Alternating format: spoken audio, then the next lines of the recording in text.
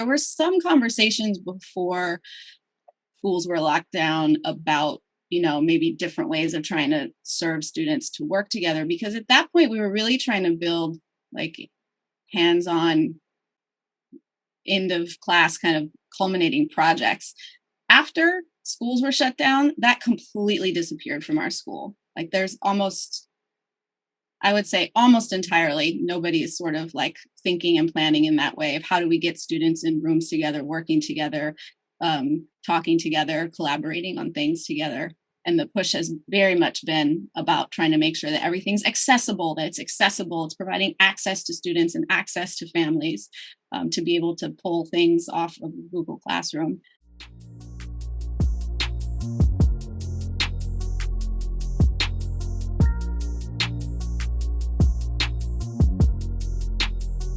Welcome to What's Left, the weekly political discussion challenging the mainstream left. I'm Eduardo Barca with co-host, teacher and socialist Andy Lipson, writer and teacher Jessica, and community organizer socialist Kenny Cepeda. We are online at what-s-left.webnote.com. You can find that link to our blog in the episode notes. You can also find our personal social media handles as at Don Eduardo Barca and at ZebDKE on Instagram. For those two social media handles, and Jessica's Twitter handle at jhomie89. Please subscribe, rate, review, turn on your notifications, and share your favorite episode wherever you found this episode. Right. So today's episode, I'm hoping that Andy will introduce it, since it was a conversation that you had with former colleague of yours. Sounds strange to say that, since you worked in SFUSD for so many years and were very involved in the UESF, United Educators of San Francisco Union, Andy. And so, well, even a colleague of mine, AJ, because even though we didn't know each other at the time, I used to work at SFUSD. So we will be speaking with AJ and Joseph from San Francisco Public Schools, as I said, that work in the San Francisco Unified School District, and to tell us about their experience. Andy, why don't you take it off from here so that you can introduce how we will be speaking with our guest today. Yeah, and it did make me a little sad when you said that former, but AJ might be a former colleague, but she's a present friend. And Joseph, but actually both Joseph and AJ are co-conspirators to our Circuits in the Park and thing that kind of kicked off a lot of things. So Joseph and AJ played a major role in that event happening. They were there. They also fed kids and parents pizza, so they should be censured as well, clearly. So I feel a real bond to both of you for that, because that was a big event in my life, and I have absolutely no regrets. I'm so glad we did it. But AJ is somebody who I've known for a long time. We're both in the ISO, International Socialist Organization, comrades together, union activists together, and gnashing our teeth during the last 2 years of COVID as we watched our union and fellow teachers go completely nuts and want to jab all their kids and close all the schools and things like that. And Joseph really is, that's how I've come to know Joseph, is apparently he wasn't so happy about any of that as well. So what's interesting to me is both, and I'm hoping we can talk more about, is both Joseph and AJ work at a school where it's mostly a school that's moving more towards an online experience, and it's kind of a credit recovery school. It's for students who aren't really working on regular school kind of thing, for high school students. And from what I understand, AJ and Joseph have carved out an almost, we'll see, but kind of a no online class. And even I, who I'm against online, I'm like using Google Classroom and things like that. And from my understanding, AJ and Joseph, within a school which is trying to go online, have carved out a space for doing none of that. So I was really interested in hearing more about that. Definitely want to hear some more about how things have gone for them. So that really is what I hope to cover today, is their experience in trying to do that. What's been their successes? How are they even able to pull that off? And what's been their experience? What have been, and then why they're doing it, just to hear from both of them about that. So that's what I hope we can talk about today. I think in my when I was talking to AJ, I thought immediately the title of this episode would be "No, this class is not online," and so that's what I think we're talking about. So Yeah, I mean, I'm curious as to the school that you work at. What kind of population do you serve? Can you tell us a little more about, the students that you serve and, that experience? Yeah.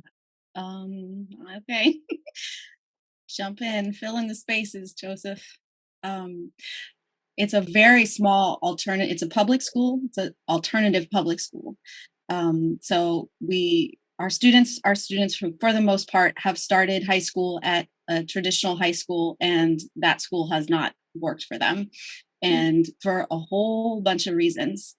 It could be emotional and mental health concerns. It could be hospitalization. It could be incarceration. It could be their need to work during school hours to support families. It could be bullying. It could be medical issues.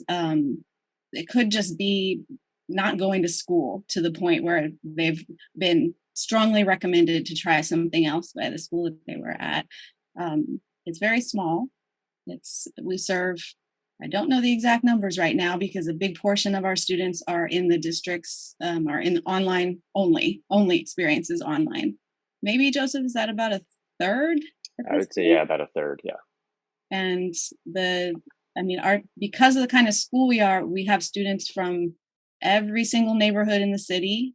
We have an extremely, if you look at a snapshot of our student population, it's kind of a snapshot of the children of San Francisco, as far as you look at racial demographics, socioeconomic demographics, that kind of thing. We do have is a much, much higher percentage of students with IEPs, individuals with special education, designations, and 504 plans, which is a plan that you can get when you have other health, emotional or physical health concerns that fall outside of the traditional special education program.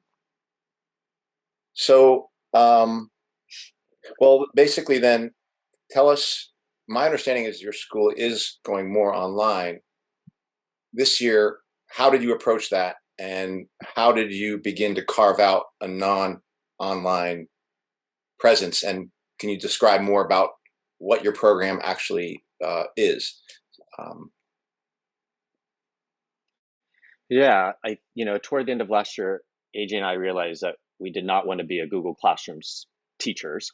And so we came together to brainstorm how we would approach our administration, which for the most part is pretty accepting of ideas that are going to serve groups of students. So we had already worked with a group of kids in a, trimester kind of cohort model last year, where other teachers were only seeing them in these hexes. So these hex semesters are part of the alternative schools in San Francisco, where they will only be in our school with the teacher for 6 weeks, which for AJ and I and most teachers was not long enough to build a relationship, especially since students don't have to come every day to our school or our classes.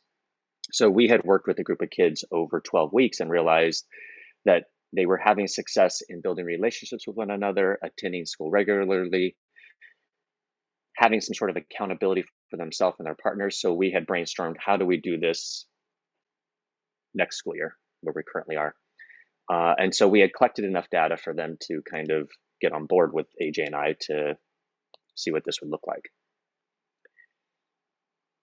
I think the story for me starts even before schools were locked down with COVID, because I think it was something that, because of the way our school is supposed to be serving students who have had a hard time, either just with the physical attendance at school or interacting with each other, all these sort of online tools are very sort of look like really good solutions for those students. And even before schools were shut down, there was already, I think, tension between just trying to put things and build classes in online platforms, mostly in Google Classroom, where students could, because it's an independent study school and their attendance is not required every day, where they could just sort of interface with Google Classroom and participate in that way. And so there were some conversations before schools were locked down about, maybe different ways of trying to serve students to work together, because at that point we were really trying to build like hands-on end of class kind of culminating projects. After schools were shut down, that completely disappeared from our school. Like there's I would say almost entirely, nobody is sort of like thinking and planning in that way of how do we get students in rooms together, working together, talking together, collaborating on things together. And the push has very much been about trying to make sure that everything's accessible, it's providing access to students and access to families to be able to pull things off of Google Classroom. And I think it was for me, it came out of a lot of just heartbreak. And the fact that I will say a big part of it for me was the fact that Joseph was also experiencing like similar heartbreak, seeing what was happening to our students, trying to come back to school after they had been locked out of schools for over a year. That we just for a lot of conversation about how we could do something that both tried to provide a space where they would come in and do things in real life with each other, but also to understand that nobody was in a position to just come back to school 5 days a week and jump in and start, working and being vulnerable and taking risks and doing stuff with each other. And that was the drive, I think, to start to try to build something a little bit different where, a place where they would want to be rather than a place where they could be at home on their bed. And just to add one more thing, to give it, maybe you can give some context about what your school is specifically doing. Mm-hmm. I'm at what would be considered a more traditional school that is supposed to be all in person. But as an all in person school, all of us teachers are told we've got to put our classes on Google Classroom, have students be able to access that so parents can access it. Parents can be on Google Classroom. So there has been major inroads into all elements of schooling in terms of the online presence. My understanding is your school is supposed to be going more online, and you're actually carving out something in the opposite direction that's even, if you will, less online than the normal so-called traditional school. That would be my understanding of what you're describing. It is. We are required to have a Google Classroom. So we both have a Google Classroom that says like our name, and there's like nothing in it except for a document that tells you how to get in touch with us. There's like nothing there. Because what we're building is about like coming in and touching a piece of paper and like sharing it with somebody else and like getting scissors and cutting things out and like moving them around, taping them down and like cutting flowers apart and like, we're trying to do things with our hands and with each other and talk about it. So, and it's, I mean, Joseph can probably share stories about, we, in these first couple months, I'm sure it will be this way all year because this tension is in our school site, but students asking like, can I just get the assignment? Is it on the Google Classroom? Can I just go home and do all of this work and come back and give you the work? And that's the thing that just feels like just so isolating and sad. And like little cogs in a machine, a little factory assembly line of like filling in blanks and getting credit and getting paid with your grades and credits and moving on to the next thing. So we're pushing back on that, I think, every week, just with simple things like, oh, if you can't come in, just send me a text and we can talk about what you might want to do if you can't be here. Yeah, and so I think kind of pushback from students, like how many of them? I mean, is that kind of the norm, or I'm just curious about kind of like the overall reception. Well, I do want to hear about like your colleagues and administrative, like how it kind of fits into that. But just in terms of the students themselves, is that just sort of like a few students, or are some of them really loving it and thriving, or how is it going? Yeah, that if I was to give it a percentage, I would say it's probably, a good 30% are pushing back, or not pushing back, but always trying to find a different route from being in the classroom. And then we have a good chunk who are consistently there almost every day, who are growing this skill of reaching outside their bubble. We had done class agreements, and that was one of the things they had talked about. And there are a group who are really kind of pushing themselves in regards to that. And then there are those who have a hard time staying in the room and trying to find every which way to not have to be in the room to do the work. But I think what AJ and I have done well, or it's still a work in progress, are these moments where if they do want to work outside the classroom, we have built in these checkpoints or mini lessons where they need to be with one of us to kind of have that point of contact. And most often they'll stay in the room and continue the work. There are those few who will then get that moment of checkpoint and then peace out. Yeah.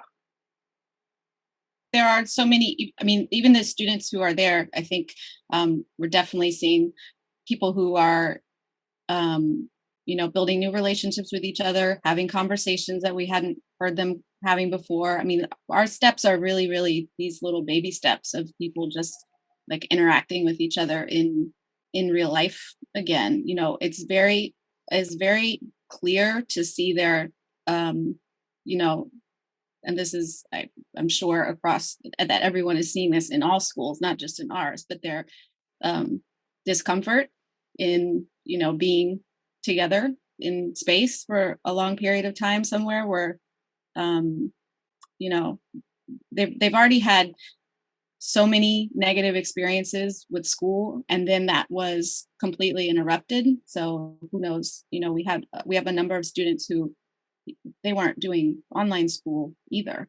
They weren't even doing the like sign into Zoom, turn off your camera, play a video game and listen to your teacher thing. Like they just literally weren't in school for over a year. So it's really small steps that I think our, goal is just, one of our main goals is just to try to hold a space within a larger institution that seems very, not critical, very non-critical of kind of the way that these tools and these moving things online sort of is increasing isolation and difficulty for students to become humans, to be human in the world and interacting with each other. There's not a lot of criticism of that at our school, and so I think of it really as like just trying to hold a space and create something really different in that space. I'm very thankful that we have had that we've been allowed to do that. And I have no idea how it's going to continue to develop as we go on, but it's really, really tiny goals for me at this point. As soon as you said baby steps, AJ, it reminded me of, one of our students, like the first 4 weeks in, he happened to be in AJ's class at this time where he was, I imagine, feeling comfortable enough to move the hair away from his eyes and engage with the group during the class meeting. I mean, I think we are tracking so many of those types of behavioral changes that for AJ and I, when we see each other at lunch or one of our planning meetings, you just see both of us like light up and go, oh my gosh, this happened today with so-and-so. Or, wow, they're still struggling with this aspect of being in the group. Or we went to the park and they threw a ball with each other. Yes, or, right, right. The park day was a good one. That was, yeah. Yeah. It's those little moments that I think so often the ways that our institutions are designed get plowed over, overlooked. And I think today, those are the little nuggets that are going to serve them much more than, anything else that I think they're doing. And so with those kind of very small milestones, are you able so I mean, I teach college, so I have less knowledge than probably like Andy and Eduardo do about K through 12 and sort of the way that success is tracked, right? I mean, I definitely have some broad scale thoughts, but does that, like, is there, in terms of you guys like doing your job within this institution, do you feel like you're able to take those milestones and kind of convert them through the language of the institution. Like, I don't know, are they happy with you guys, like, for what you're doing? Because I mean, it sounds amazing to me, but I know the way that success is usually tracked in, education at large. In all transparency, they don't know what we're doing because they haven't even bothered to ask. They would now only know because yesterday I had my pre-evaluation meeting and decided to like take that opportunity to like, this is what we're doing. It's now been almost 11 weeks, and so Conversations, none, no yeah. inquiry, no questions, no curiosity, nothing.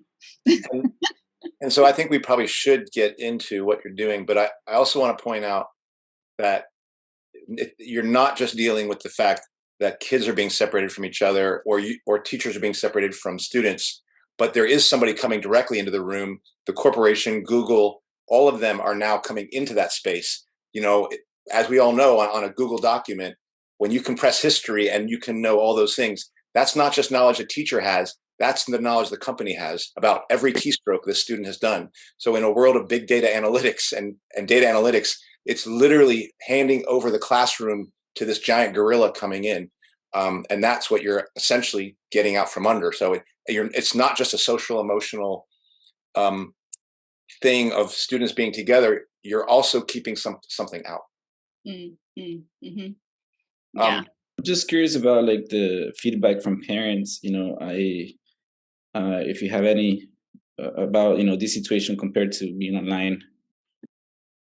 Well, I can maybe say a little bit about what we're doing and how parents responded to it. So last spring, when we knew that we were going to go ahead, we wanted to start with students that we had shared and that we knew already. And so we had a lot of conversations with parents about what we were doing. And every single parent that I talked to about having their child be it with a completely different schedule and setup was extremely excited about what we were doing and said it sounded really, really, really great. And everyone so far, I mean, to the measure of what the institution ultimately, I guess they're going to look at credit acquisition and see, do we graduate these kids? And if we do, they'll be happy, if we don't, they won't. But I think for families, the conversations have been more about that they're talking about what they did at school, or they seem happier to come, or maybe they didn't come in at all this week, but they said they wanted to, and that's a total change from last year when they didn't want to go at all. Even if they didn't get out the door, like if something was going on. Those are the kinds of things that families are noticing. We are sharing students and sharing curriculum so that the students' experience is that they may have see me on Monday, Wednesday, and Friday, and they may see Joseph on Tuesday or Thursday, but they're working on the same thing no matter what. We're not sort of siloed off into, I'm teaching these subjects and Joseph's doing these. We're designing curriculum together that's based around each trimester is based around a question that we think is important for them to be thinking about. This first one that we're getting ready to finish up right now is like, what's their San Francisco story, where we're asking them to sort of tie themselves to the city through song, food, location, plant life, places. And as they go through that process, we started with something very personal and internal, so that in the second trimester, our hope is that we're turning a little bit more outwards, and we're talking about like San Francisco a little bit more historically, and asking the question about, where did this city come from? Where did we come from? Who's been here? Who's here now? What's the deal with that? What connections can we make? What similarities do we see between each other?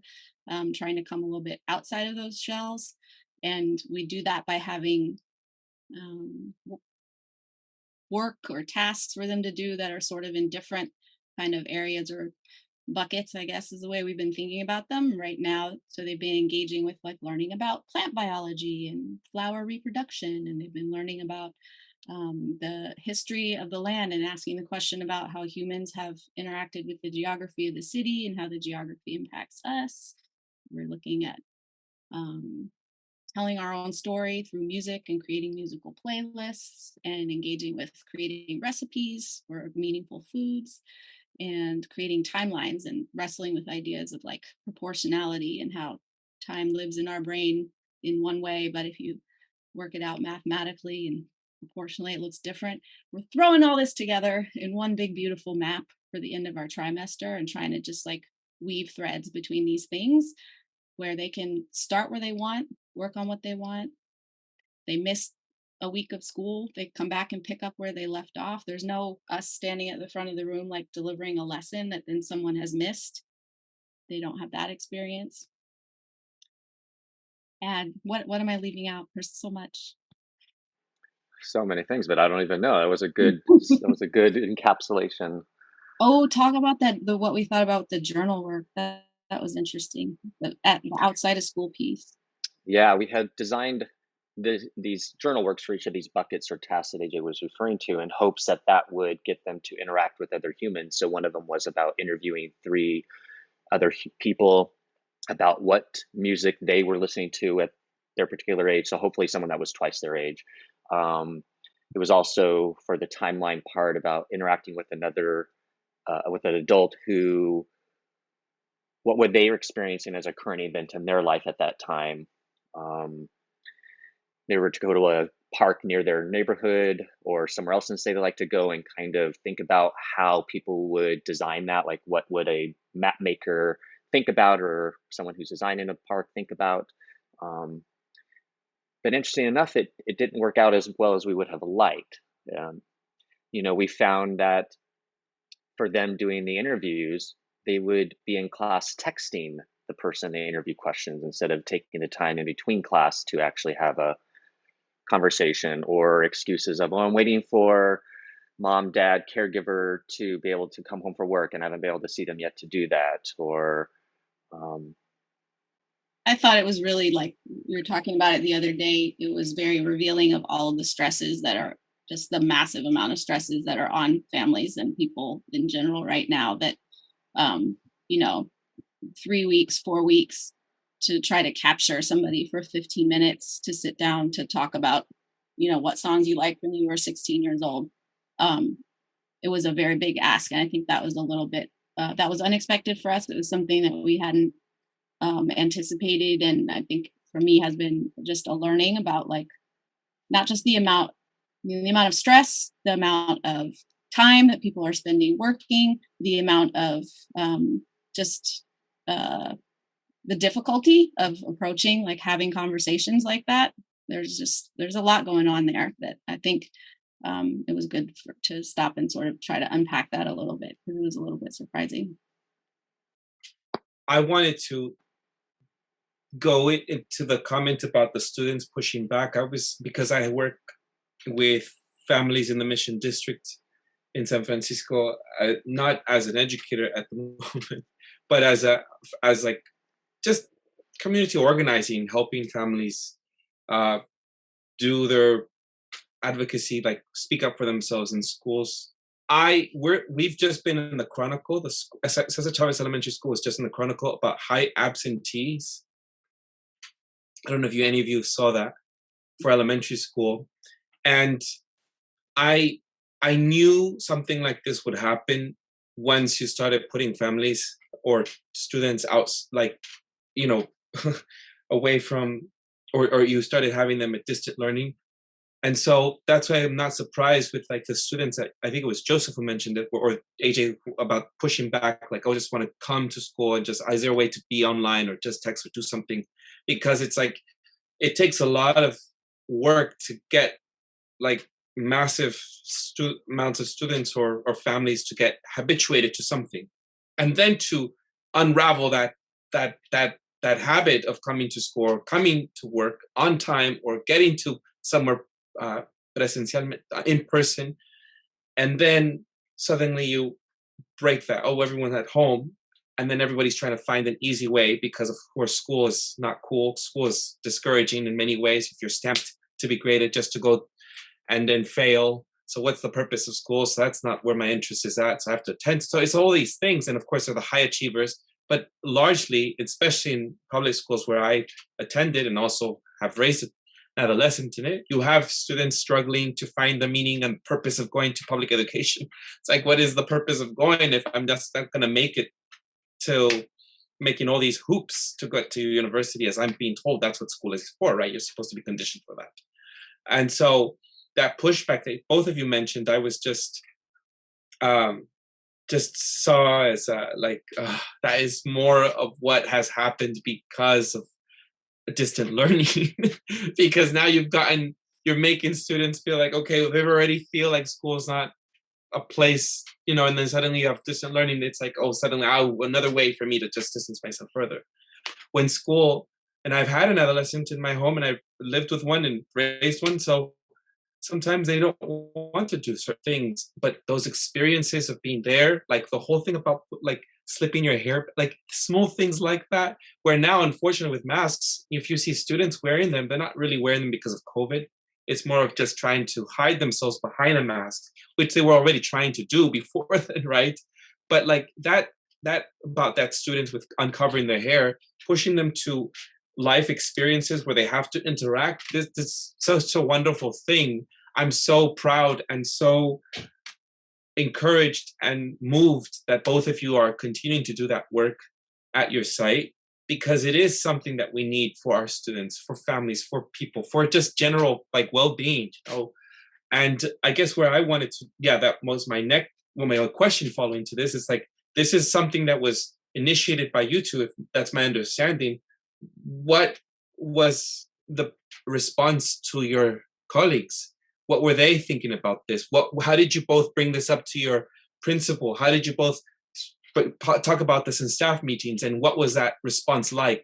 Was there pushback from them? Or was there any discussion? Because we both, all of us here know that most of the people who say they didn't want, they use COVID as an excuse to, it's not really, because if you notice, I mean, I'm seeing families who say that it's because COVID, they're not going to school. And I'm talking to them, I'm like, well, I see you over the weekend having pachangas, like, for like parties, over the weekends. I know it's not about COVID. I talk to them, or teachers talking about every student needs to wear a mask. And then suddenly happy hour comes and everybody's just partying, like I'm thinking to myself, a little too, I don't know about this mask requirement for everyone else, applies to everyone else but yourselves, because I've seen this. So what was the response like? From your colleagues and from the administration and just from SFUST in general? Did they have any involvement? Did they say anything about it, or was it just at your school? I mean, I'll come back. I think I'd said it before, and as you said, even like, how did our colleagues respond? I none of them really know, or it wasn't even in a big announcement. I mean, I have a story of why AJ and I were able to do it, and that's partially because I think administration and some of our colleagues are intimidated by us, or but no one really has asked to this day about what we're doing, at least not to me. I think most of the teachers were just trying to stay above water. So for them, it was kind of being in the routine of what they had done the year before. And for them to think of something new probably would have been overwhelming for them, I'm guessing. I don't know. I just know that it really has been AJ, my experience has been AJ and I in a school within a school. Mm-hmm. Mm-hmm. Yep. And so therefore, people have left us alone, which, I'm all for. But on the downside is that no one really knows what we're doing or how we're doing it. One thing I've noticed in just sort of passing conversations or comments or questions, the very few questions that people have had, is that it's interesting to me that there is an assumption that what we're doing is some sort of like intervention or help for failing students or students for whom like things are going wrong. Like there's a way that I very much agree that, especially with what's happened coming back this year, which was that like our student body, we went from being chronically under-enrolled to having a waiting list because of schools being shut down for over a year. Like now we are completely full. And so I do think that there is definitely a huge element of like people just trying to stay afloat and going straight ahead. But I don't know if you've heard that too, Joseph, but it's just like I have those are the only conversations I've had. Like, oh, it's not an intervention. Like, actually, I think this would be better if the whole school were like this. It's that's where it's at right now. But yeah, we're very much like, I agree with that. We're building a tiny school within a school where something totally different is happening in terms of what the experience is in the classroom, the schedule, how grades and credits work. Like all of that is utterly and completely different from what's happening for the rest of the students at school. But you had to bring it up to your administration first. So what was that like? How did you present it? What was the response from administration? Even if you didn't get a response from your colleagues? Oh yeah, it's true. I agree with what Joseph said, that in general, experimentation, or we're going to try something different, or we've got an idea that we think will work better for students. In general, they're pretty much like, go for it. Especially if it's not like requiring change or a lot from us, like do it. You know what I'm saying? And in order for us to do this, like we made a little bit of a deal. We really didn't want to continue to teach classes in the other, whatever, the way that everyone else is, but we both accepted that we would. We both also teach class outside of this, with, in the whatever way we can, in a model that's different than what we're trying to build. That was kind of the deal that was made with us. Like, we can't just wall you off from the school completely and let you just have those students. You need to carry a higher student load, and we accepted that deal. But I think it's because what was interesting is when we kind of proposed what we were going to do and said who we had in mind for it. Like I said, it was students that we had worked with last year. And we sort of had like this vague sense of like how we thought we wanted to build a cohort of students. And our vice principal took that list and ran it against the demographics of the school.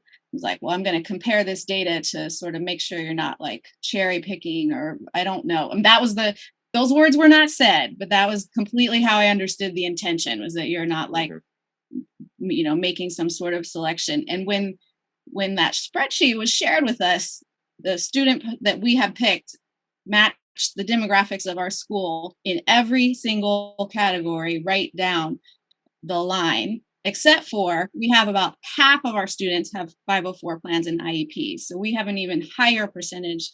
Our school, I think in general, is about a third. So we have an even higher percentage of students in that category. But everywhere down the line, it was like a match to our school. And that to me was like a moment of recognition of like the gut of people who work in schools for a long time and do the work and teach students and build relationships with students and families. And like, that's what we had picked. We didn't need a spreadsheet or like sit down and like look at categories and like check things off. This was who we picked because we know our students. And the thing first of all, and my impression, as opposed to a regular high school where each student is going to see multiple teachers around courses, a math course will be a different teacher than a history course, than an English course. This sounds constructed a little bit more like an elementary school where both you and Joseph are kind of introducing the students to everything. So could you take us through a student day? And could you talk a little bit about assessment and those things, how it's normally done and how you are approaching it? Because I can definitely tell you at middle school and high school, it's like quizzes and tests and A's, B's, and C's and stuff like that. So I'm wondering what the approach is that you all have taken. Yeah, I'll start with the schedule. So as AJ mentioned before, we have two cohorts. There's a group in which I see Monday, Wednesday, Friday that she will see Tuesday, Thursday, and then flip that around. And the goal is to be with us from 10 to 12 Monday through Friday. And Monday through Thursday are the days in which they are working on these academic tasks. And then Fridays are our advisory days. Also a day at school where they're doing workshops with the rest of the student body around wellness or college preparation, workforce, fun and games, things of that nature. So when they come to our class, which again is from like 10:05 to 12:10, they have the first 30 minutes where they're arriving. They're kind of acclimating themselves, coming into the room. We have what we call a quick start. I guess you would refer to that maybe also as like a bell ringer, where they're kind of setting a goal for themselves for that day, or working on material that might support them for what would come next, which is a classroom meeting that we'll do for about 20 minutes, where we bring them together, talk about whatever we need to talk about, and then they have a good hour and 10, 15 minutes to work on these tasks at whatever pace they are, and take breaks if they need to, and things of that nature. We did a kickoff at the beginning of the trimester to kind of introduce them to, here's the sort of world of things you can work on in the next 12 weeks. And then they sort of are picking their path through that, whatever interests them to work on next. And we are in almost constant conversation about tension and contradiction in grading and credits in high school, because we are trapped in this hellish system of rewarding children for coming to school by paying them in grades and credits and letting them know how worthwhile they are as human beings through this ridiculous thing. So what we are doing right now, there's no grades because everybody gets an A. That's the only grade in our class.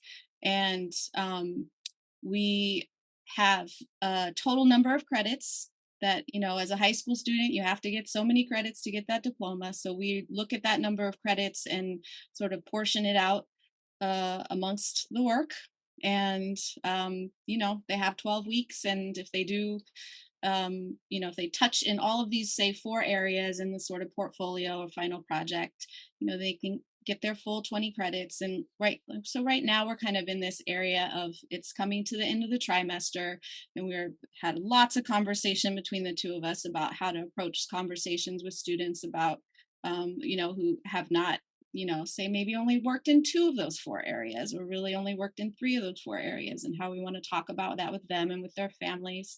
And we've also done lots of things as we go along, like, recognizing that for this individual student, it would make more sense to maybe remove this one task or combine these 2 things, or, making those sort of individual adjustments as we go, so that we're trying to prioritize, like, how can we get them to engage with these questions that we think are important, and not necessarily you must complete all of these assignments on this sheet. And one thing I thought was interesting this week is having some of those conversations with students who, when Joseph and I were talking earlier in the week, I personally anticipated a lot more, like, I would say, disappointment and sort of shock of reality of, like, what? I've sat down and looked at what I've done, and you're telling me this is going to be 16 credits, not 20.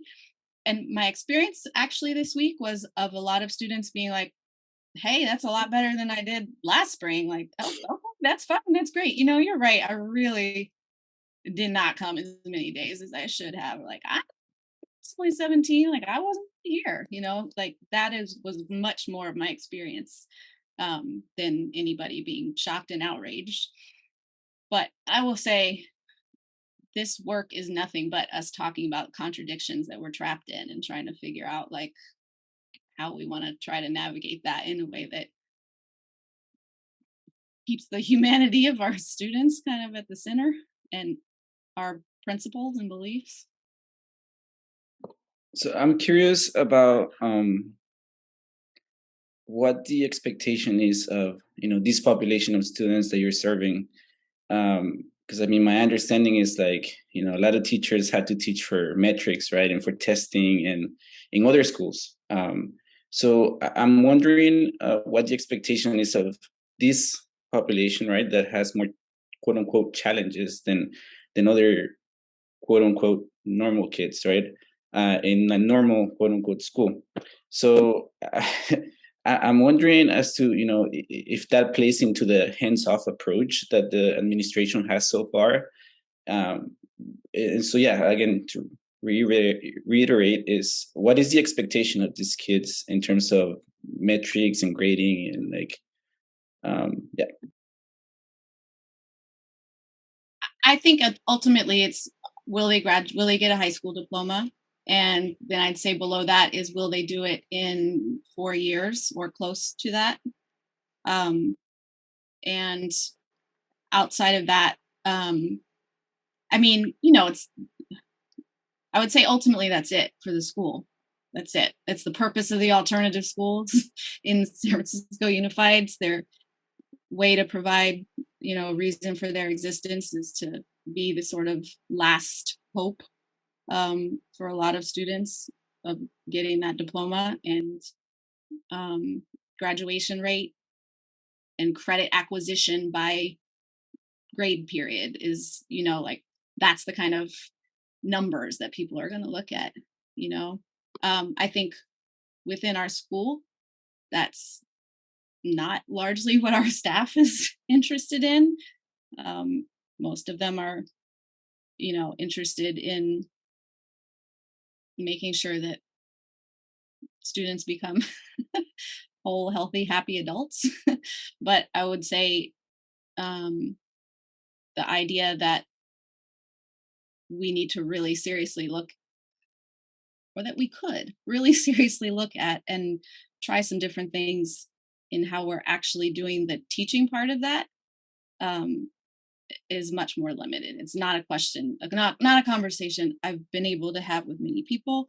And the idea of like what people might actually be learning or thinking about while they're in the process of learning, or what their experience of learning is, those conversations are few and far between. Unfortunately, it often boils down to, is work getting done? If I had to put a sentence on a bumper sticker or something, it would be like, is the work done? Is the work done? Is the work done? Which, just to clarify, I think that is the bumper sticker of the school. Given as an independent study school, there's a different ed code in which we fall under, which work counts as attendance, and that we are required to show these physical artifacts.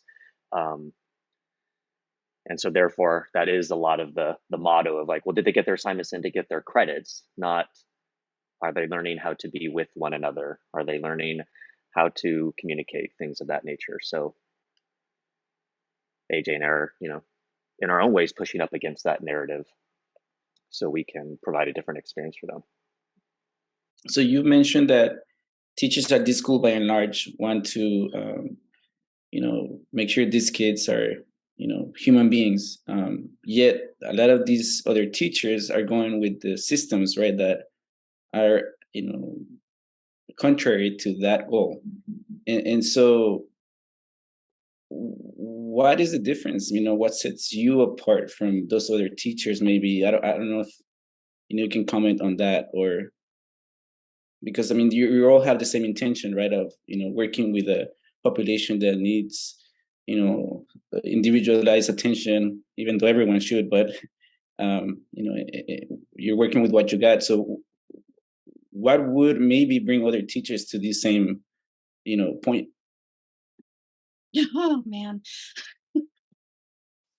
I think I was just saying something about this today. I mean, it's I'm trying not to go on too long, but I think it's just tied up with so many things for me. I mean, it's tied up with a million things. I guess the things I want to share right now that I think might be important or further the discussion are that it's weird because I have spent, I would say, most of the 23 years that I've been teaching, talking with other teachers like against this idea of like, you're not going to make a revolution in your one classroom. You're not going to change the world by being a teacher. You're not, not in these words, but that argument, that strong sort of like social justice teacher current of like, I'm a history teacher and I teach about John Brown's rebellion, so I'm changing the world because now my students are going to become revolutionaries. And, like that sort of strand of teaching, I've spent a lot of time talking about how I think that's not a path to changing the world. And I still believe that.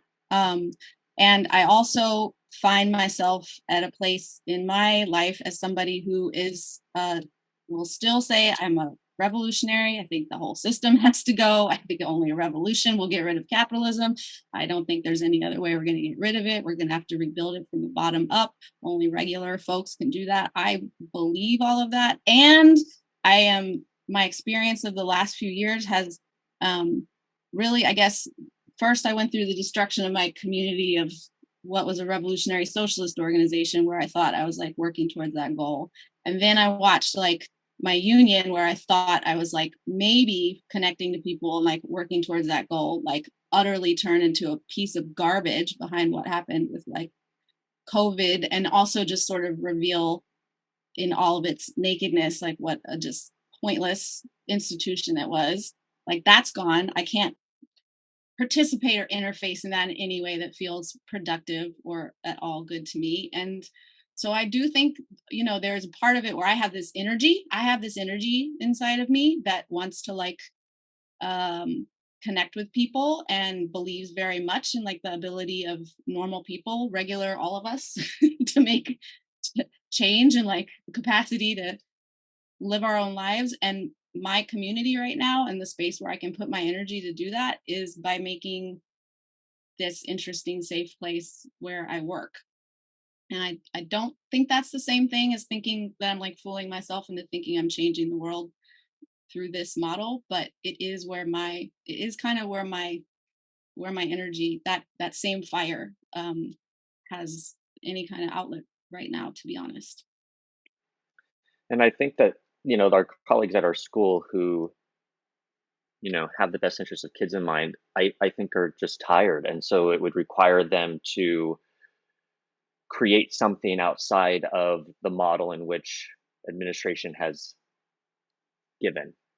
And, you know, I want to believe they're doing the best they can in the limited time they have with students, which is 1 hour twice a week for their classes.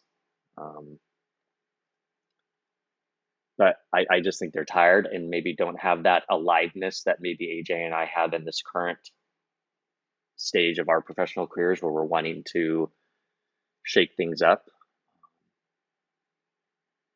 I think they're just kind of going along with what they got to survive in all the ways that most people are. But I think they're also just wrong about like the danger that it poses too. Like they are, it is tired. Like we're all tired, you know, like we've all really, I think a lot of people are just wrong. Like they thought it and still think, look how many of our colleagues are still wearing their mask every single day at work. Put them on when students get in the building, like every day, you know, like there's some ideas out there that I really disagree with about like, you know, they're still believing that there's something to be afraid of, and they're still believing that there's not really that much harm in putting all of students' information, having it all available and linked on this network of apps and platforms that are all talking to each other. And like, I mean, look at that whole thing with that freaking snitching app that came in, and like not a peep from anybody about this app that the school district's using now with all middle and high school to just like tap on your phone. Ooh, my friend's gonna bomb the school. Like sends it off to some privately run call center in Florida. Yeah, they're just wrong. Yeah, that we just had a faculty meeting at my institution the other day, and we were talking about this third-party software that they use for their advising for the whole school. And that data, it came to light, is being shared with another corporate third party that the institution has hired to facilitate diversity and equity and blah, blah, blah. And it was so interesting because like a couple of the senior faculty actually raised their hands and were like, wait, what? We're not okay with that. We put really personal stuff into our advising notes and this is unethical and blah, blah, blah.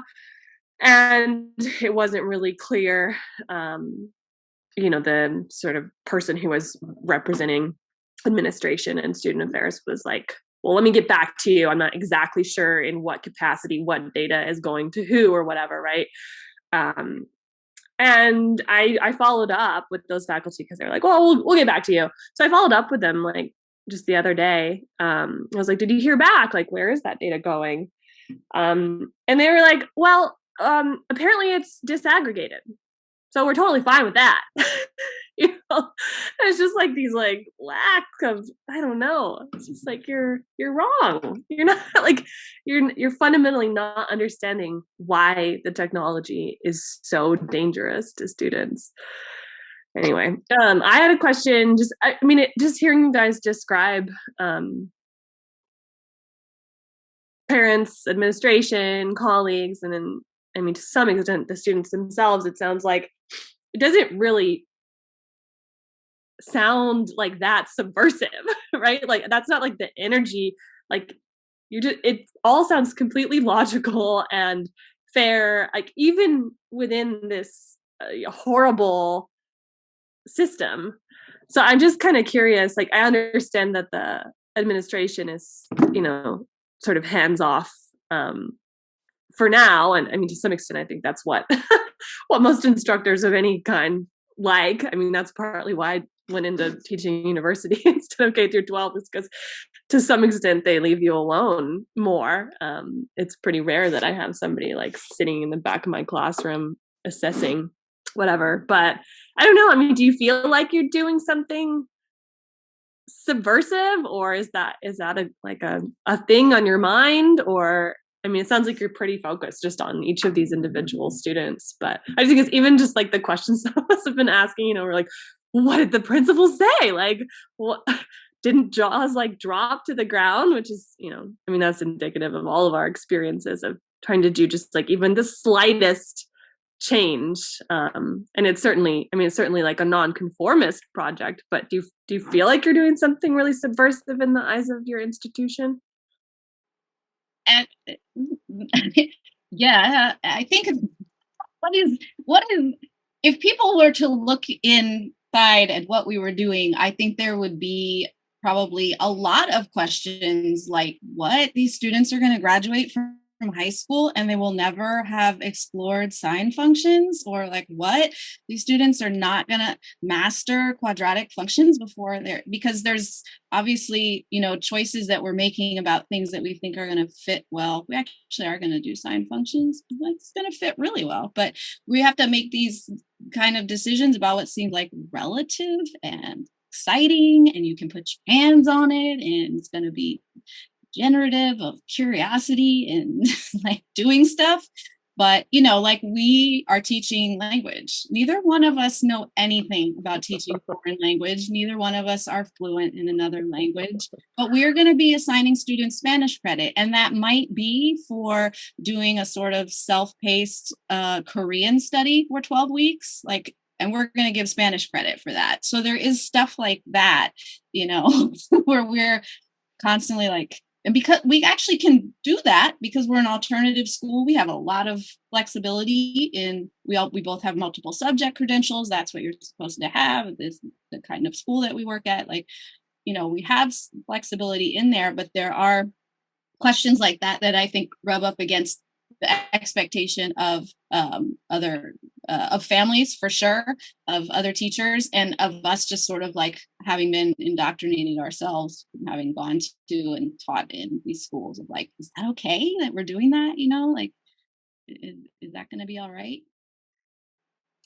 Yeah, when you asked that question, Jesse, my first response was like, no, we're just like, this is just like good old fashioned teaching. Like, it just feels like we're just doing what we probably both have been doing, been teaching as long as AJ. It feels to me like that. And yes, in the ways that AJ said, there is this subversion that's happening because of our credentials, the school we're at, and what we're assigning credit and grades for.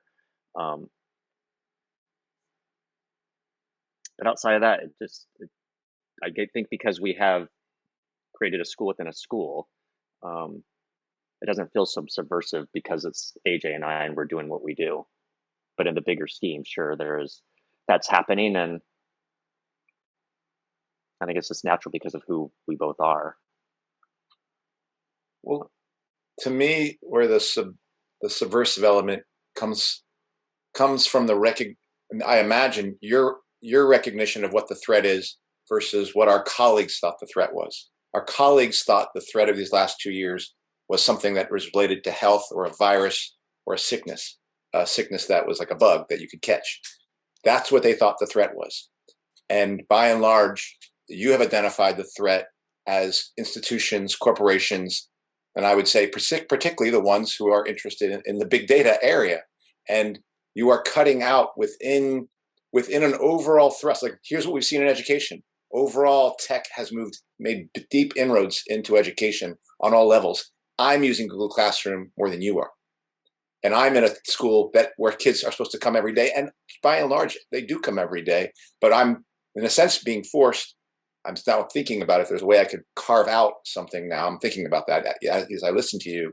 But what's useful in that is to say, I know that what the project is of the real threat, not the COVID threat, but the threat of tech, the threat of corporations, the threat of capitalism, is basically eradicating brick and mortar schools and turning everyone into data collection, mining everyone's data, both the teacher and the student, and turning society into an atomized thing of teleschool, telemedicine, everything like that. So if you form this bubble pocket, you're kind of saying, are you going to eliminate this pocket? And that is because that's what they will have to do. Or they'll be like, all right, we're going to go around that. There's not enough pocket. We don't have to deal with that many pockets. We'll let Joseph and AJ do their thing, But by and large, that is the thing, because you're recognizing where the threat actually is coming from. And I do think that's also why you're animated around your own work, because you see what's actually taking place. Whereas most teachers that I know feel, really, even ones who care about the kids, are sleepwalking. I think it's because in their lizard brain, something understands they have literally been co-opted and are literally destroying the lives of their kids and destroying the institutions that they say they're dedicated to. So it's not very exciting to actually hand your kids over to the state and to big tech. I just want to say that for me, what you're doing is very subversive in this sense that, you're focusing on humanity, right? In this show, we've talked about so much about humanity. That's the fight that we're engaging in, by having these conversations, doing our own individual actions. And, these kids, will be the ones that I hope have that connection to their own humanity and the humanity of others.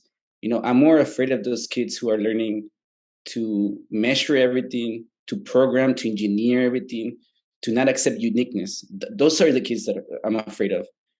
Those are the soldiers that are going to run this world.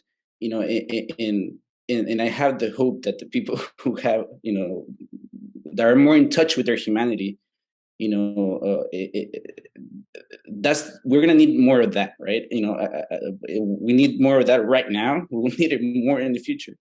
And so, I think what you're doing is great. And what I'm saying is, I hope to find more people like you, all of you. You're all teachers. I'm not an educator in that sense, but I will have to be, right?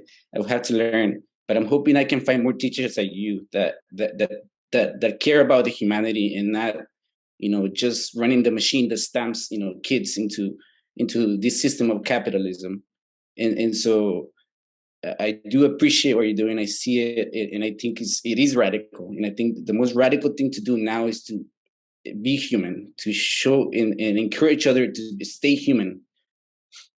I do have one question that's kind of structure related, because I noticed the time of your class, and Kenny got it. One of the ways you responded to Kenny's question did really made it clear that your particular school falls much less under the rubric of standardized testing.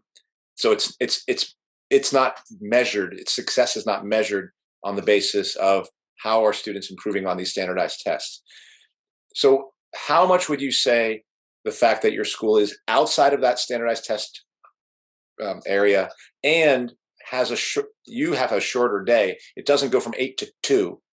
I think, if I'm hearing it right, how much do those elements make it possible to do what you're doing? And if those elements were changed, do you think it would be do you think it would make it impossible to do what you're doing? I don't think any alternative school is ever going to be measured on the basis of standardized tests. And I think that I cannot imagine how you would ever possibly do this at a comprehensive high school with 3,000 students. There's no way. It would never happen. It's, I can't imagine how it would ever be allowed to happen or happen at all. So I think it's I think it's I think it's the size of the institution does matter. The different rules that we are operating in do matter. But I don't know that it's the standardized test per se, as much as it is the fact that we're allowed to have flexible scheduling. So that, although I would love to have them all day, that would be amazing. That'd be great.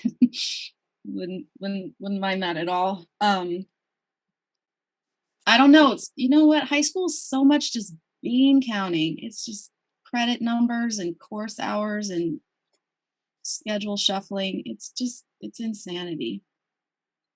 Can you imagine like if Mission would ever been able to put something like this in at Mission? I just can't see the teachers getting behind it. And I think they would say that the students are not being prepared for college. They would keep saying the students are not being prepared for college. They would use that as the excuse for why they have to drive them through this cattle thing. Right. Yeah. I mean, newsflash, they're not ready for college in the regular system. Exactly. Yep.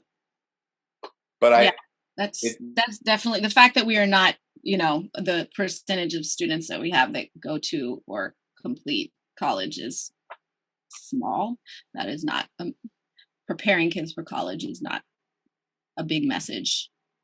Although we do like to try to drive them into college classes that we absolutely know they're not ready for. We do that. We're really good at that.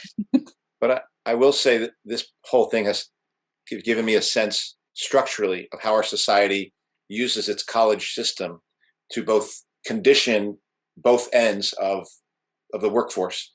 Those who enter in, and it's interesting to me that colleges have been the mainstays for that's where people have to get vaxxed, and you know that now the CDC is trying to push the vaccine schedule even back further. But the one area, the bridgehead they've really built is in the California college system, and I feel like that seems to be one of the wedges by which they control workers coming in and, you know, as students, and then workers going out. And now, like it just seems to be a tool.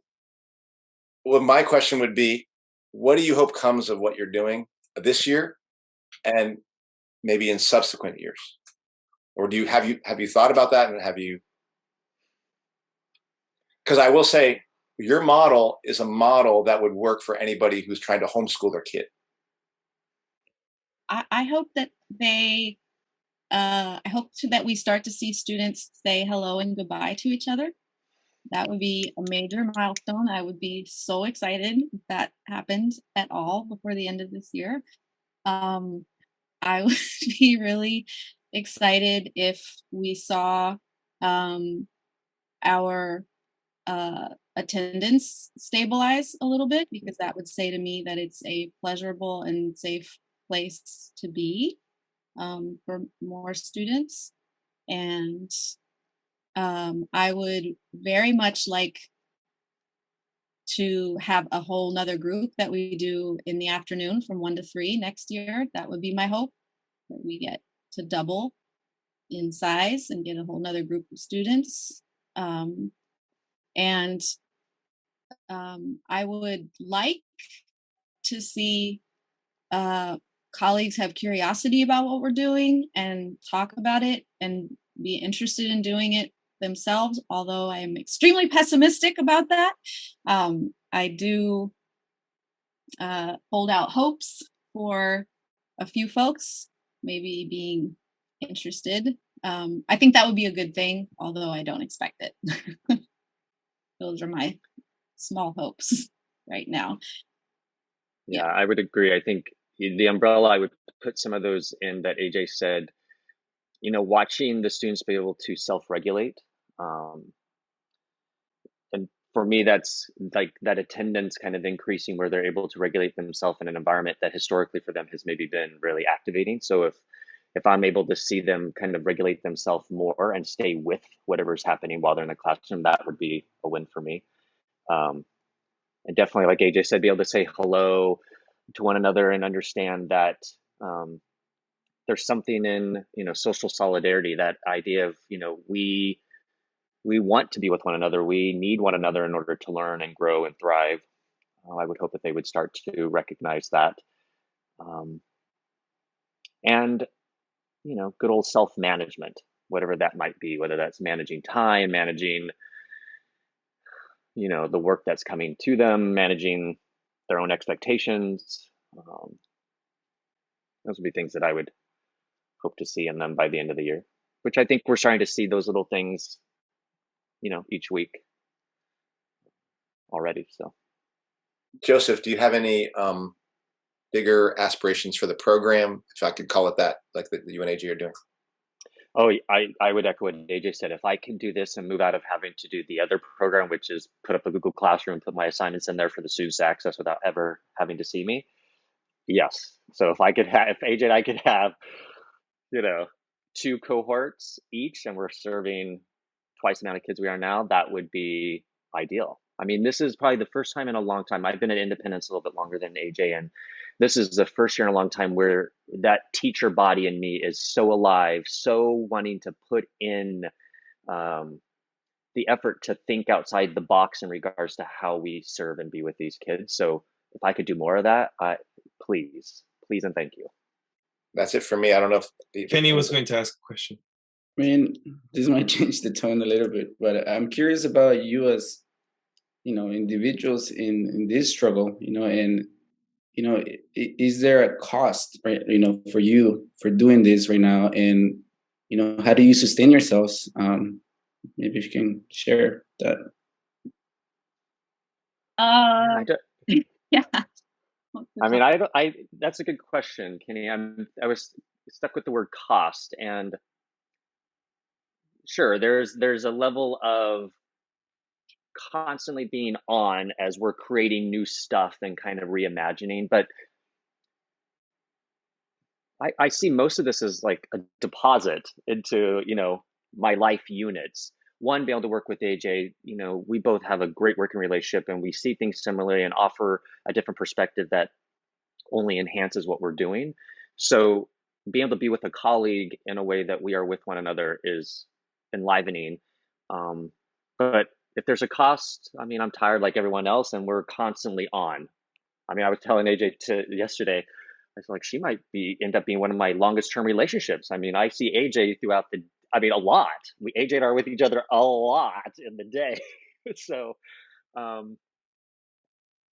don't know if there is a cost other than just the amount of time we are having to invest into creating something that in reality is, investing into something that is very worthwhile and going to change things. I could just interject for 1 sec before AJ goes, but I mean, even that, like spending that much time with a colleague, I don't know about K through 12, but I know like at the higher education level, that is extremely rare. Like for the most part, we're all just kind of isolated, like doing our own thing. And there's not that many, I mean, there's faculty meetings, right? But those aren't like real opportunities to like actually collaborate and build a relationship with other teachers. So even that in and of itself sounds like, sort of a different version of what you guys are doing with the students with each other. Definitely. Absolutely. I've only a few times, have I felt like found myself in genuine, like very fruitful and ongoing active collaboration with people as a teacher. I'm very, very grateful and happy to be doing that now. I don't think it would have happened without the experience that we had of both of us having to deal with being unvaccinated individuals inside of like this bullshit world of the last 2 years. Like it is, it's there's no accident of why Joseph and I are 2 people sitting here talking to you about this is what we ended up doing. And, I think, I have been pretty rigid and protecting of like, I work at work and I don't work at home. And that's how I survive inside this gross system that I work in, and that's sort of been my path for till I got to a certain level of experience with the job where I could do that. I couldn't do that as an early teacher, but at a certain point, it's like, I don't work past my hours. I don't work on my lunch. Like, I don't do that. And, this year, I'm not like taking work home all the time, but my brain, I mean, I'm working, like I'm thinking about work a lot. I've had to, those lines have softened up a little bit more for me but it feels very fruitful right now. Like, it is exciting. It is challenging. It is creative. But I do think, that for me would be part of the question of where the cost is. And I think, I wouldn't really say it's a cost, but I know that we continue to be two people on an island where that's not, I don't know how to really categorize that, but us making this decision to do this, first it was the annoying people complaining about having to test all the time and like not being vaccinated and trying to get people not to sign a bullshit form. And then now we're just like the people, oh, you go off and like build your own school inside the school. And like, that's what you're doing now. So it's not exactly like put us in the mainstream of building solidarity with our coworkers. But hey, I fucking tried that all through this whole school lockdown thing. And it was like, nobody's coming along for the party. So Joseph is, so it's a 2-person party. And I do want to keep those. I'm not going to go home and work every weekend and not get paid for it and that kind of thing, because ultimately I know this institution's just it's going to suck all the life out of me until I hopefully can retire, unless everything collapses and my pension goes away, But for now, I don't really feel there's any cost. And I can certainly say, and Brandy's seen this for me, I'm probably putting just as much work that you two are putting in, but I don't think I'm getting that same level of value out of my work. I can say that I probably feel like 20% of what I attempt to do, of building connections and trying, really the emphasis of getting to know my students, getting to know my colleagues, and getting to know the parents better, that feels like that outcome is about 20% of what of the energy I'm spending. I feel like I would invert that when I'm listening from you. And that's a big deal. Because it is more difficult to be in my situation than yours. It's why I'm looking to build connections with parents who are trying to homeschool and things like that. But that's why I was so fascinated, AJ, by what you're describing, because it's getting me to think, is there a way for me to build that kind of thing in my school, where I just keep it as the shingle of Google Classroom, but it's empty behind. It's like a Hollywood set. Not and that's a very important piece of that. So it's given me a vision of saying maybe I can do that, because for me that would be laying the groundwork for finding parents that I could be involved in education with in a way that's more in tune with what I believe we need to do, which I feel like you are much more doing that than I am right now. Not as a judgment, or it's just that's what's so interesting about the story.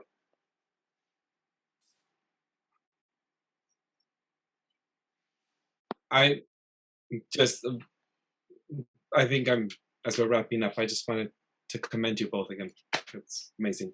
I'm hoping that we could get some level at my school better than pre-pandemic times. I think teachers really there at where I'm at have honed in harder on like restrictions. And that's why I asked about administration, if there was any pushback, because there's so much pushback from administration and teachers. I'm trying to have families barge in through the wire fences and come and use the school as a community hub and get English courses and have like traditional wearing their cultural attire come in for 1 week for like Dia de la Raza last week, from like Christopher Columbus week, and then now we're having Thanksgiving coming up. I want to focus on Indigenous Peoples Day. And so it's like having events there, having winter like assemblies and spring assemblies for like shows with like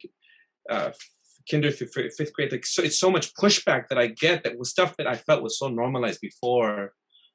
pandemic times that it's like, oh no, it's too many people, or it's not this. I'm thinking, where's this coming from? SFUSD? Is this coming from SFUSD? No, it's obviously it's a principal's discretion, because I've visited other schools. I'm seeing Harvey A. Milk Elementary School right in the Castro. Like, they're having all kinds of stuff going on. You know, families are participating. So I feel like I'm one vocal Latino guardian there. And that's why I asked if there was administration pushback, because there's always a fight going on every week. Email fight, long threads, because I can't even meet up because they say it's too much meeting. But it wasn't too much meeting before 2020. What happened? You know, so we're on these long threads, and I have to cite thread number or email number 2 and email number 3 when we said this and we said this. And it's like, oh my goodness, spending till 4 a.m. trying to write up these things. So it's amazing what's happening over there, and I appreciate that that you both are doing that. Thank you for sharing, really, AJ and Joseph. Really, thank you for sharing. Maybe do you have any final comments, Joseph or AJ, that you want to make, and then Eduardo can take us out? It's useful to hear. I guess going back to what you were saying before, Kenny, like, it doesn't feel like that big of a deal. So it's useful to hear the different ways that it's landed with each of you and what you've taken from it. I've gotten a lot out of just listening to that, and why it's been worth your time to hear about it. Nothing else to add here. Right. I just want to say that I'm happy that you have each other. You know. Yeah. I'm jealous. We are too. I know, Andy. I'm sorry. They're the closest in your life. It's great, though. It is great. All right, well, that does it for this week's episode. What's Left is a weekly political podcast / channel challenging the mainstream left. We post information about our topics and our guests on the episode notes where we found this episode, or on our blog at what-s-left.webnode.com. You can find past episodes of this podcast / channel there and connect with us. I remind folks, if you like anything you've heard here, our interview with AJ and Joseph, please subscribe, rate, review, turn on your notifications to any of our platforms on Spotify, iTunes Podcast, Stitcher, Google Play, BitChute, or YouTube, Rumble, or Telegram. And you can find our blog and any of those links in the episode notes where we found this episode. If you would like to give us feedback about something you've heard or suggest something for us to cover, contact us through our blog. I'm Eduardo Barca with co-host Jessica, Kenny, and Andy, and our beautiful guests, Joseph and AJ. Thank you for joining us.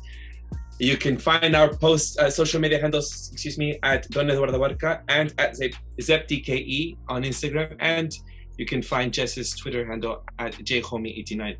Thank you very much, and we'll see you next time. Ciao.